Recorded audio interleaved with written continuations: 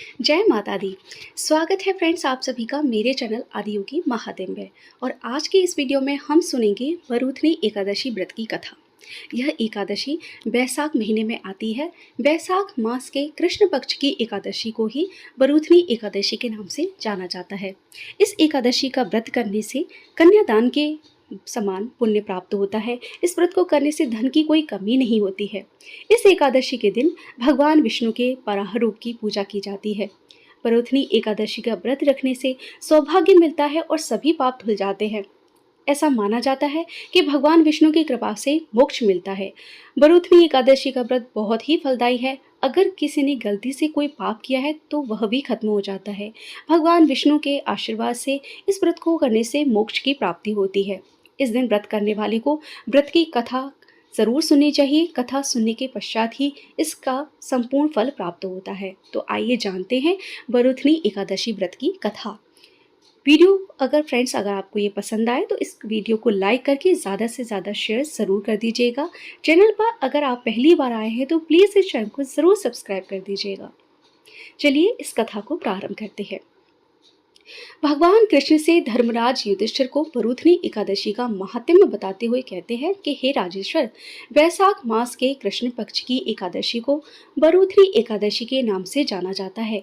यह सौभाग्य देने वाली, सब पापों को नष्ट करने वाली तथा अंत में मोक्ष देने वाली है। इस एकादशी का व्रत करने से कन्यादान के समान पुण्य की प्राप्ति होती है। प्राचीन काल में नर्मदा नदी के तट पर मानधाता नामक राजा राज्य करते थे।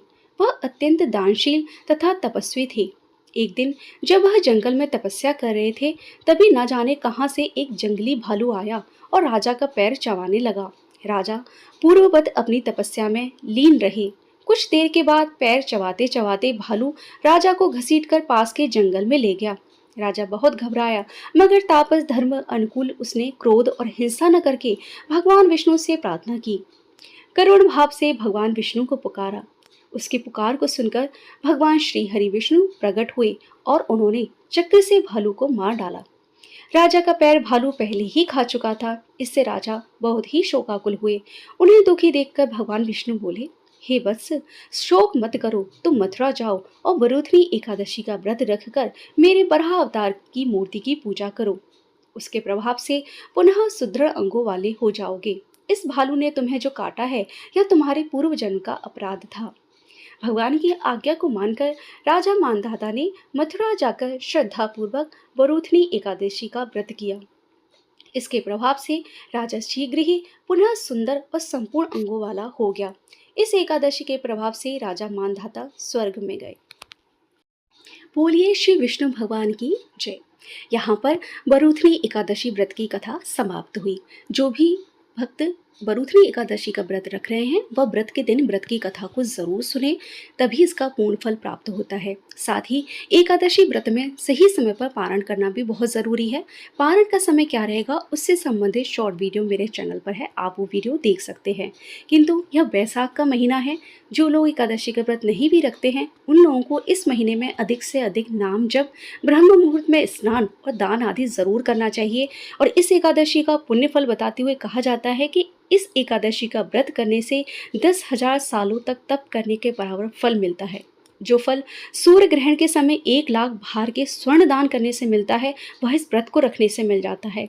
ऐसा कहा जाता है कि हाथी का दान, घोड़े के दान से, स्वर्ण दान या अन्न दान से या अन्न दानों के बराबर कोई दान श्रेष्ठ नहीं माना जाता।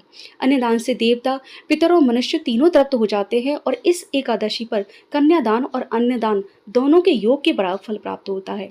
जो लोग लोभ के वश में होकर कन्या का धन लेते हैं और उन्हें अगले जन्म में बिलाव का जन्म मिलता है। जो मनुष्य कन्या दान करते हैं उन्हें उनके पुण्य चित्रगुप्त भी नहीं लिख पाते हैं।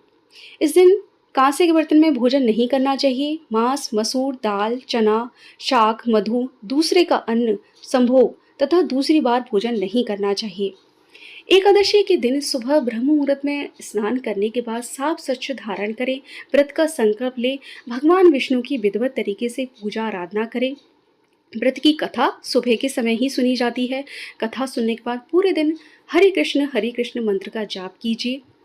एक समय फलाहार करके अगले दिन सही समय पर पारण कीजिए। इस प्रकार से इस एकादशी व्रत का आपको संपूर्ण फल प्राप्त होगा, जो कि आपकी सभी मनोकामनाओं को पूर्ण करेगा, आपके सभी प्रकार के जाने अनजाने में किए गए पापों को नष्ट करेगा।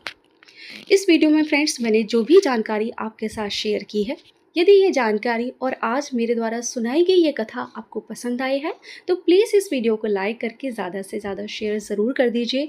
चैनल पर फ्रेंड्स अगर आप पहली बार आए हैं तो प्लीज़ इस चैनल को सब्सक्राइब ज़रूर कर दीजिए। मेरे चैनल पर फ्रेंड्स आने वाले जितने भी व्रत त्यौहार हैं उनसे संबंधित पूजा विधि आदि की जानकारी शेयर की जाती है, साथ ही उनसे संबंधित जो भी कथाएं हैं उनकी भी जानकारी शेयर की जाती है। तो यदि आप ऐसी ही वीडियोस देखना चाहते हैं तो उसके लिए सब्सक्राइब कीजिए मेरे चैनल आदियोगी महादेव को। आज की इस वीडियो को फ्रेंड्स आप सबने पूरा देखा, उसके लिए आप सबका बहुत बहुत धन्यवाद। भगवान विष्णु की कृपा आप सब पर सदैव बनी रहे। हर हर महादेव।